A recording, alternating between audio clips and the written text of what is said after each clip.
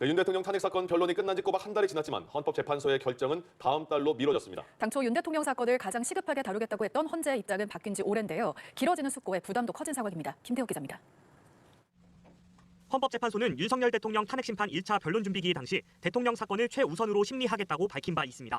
대통령 탄핵 사건이 다른 어떤 사건보다도 더 중요하죠. 당연히. 그러니까 무조건 앞에 있는 사건부터 처리해 나가는 것이 아니라 가장 시급하고 빨리 해야 되는 사건부터 하는 거라서 우리 재판관회의에서 먼저 이걸 하자라고 했던 것이고요. 하지만 헌재는 지난달 25일 최종 변론 이후 한 달 넘게 윤 대통령 사건 평의를 이어갔고 그 사이 감사원장과 검사 3명, 한덕수 국무총리 등 다른 탄핵 사건부터 선고했습니다. 헌재가 침묵 속에 수기를 이어가자 그 배경을 놓고 여러 추측과 소문만 꼬리에 꼬리를 물고 있습니다. 특히 정치권을 중심으로는 5대3 교착 상태, 재판관 갈등설까지 연기를 피우고 있습니다. 문영배 이미선 재판관의 퇴임이 다음 달 18일로 예정돼 있는 만큼 윤 대통령 탄핵심판 선고가 임박했다는 관측은 어느 때보다 많아진 상황입니다. 만약 선고 없이 두 재판관이 퇴임할 경우 혼란은 더 커질 것이란 우려도 나옵니다.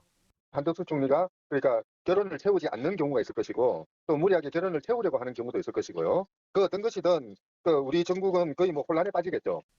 최근 재판관들은 평의 시간이 점점 짧아지고 연구관들에게 주문하는 검토 보고서의 양도 줄어든 것으로 전해졌습니다.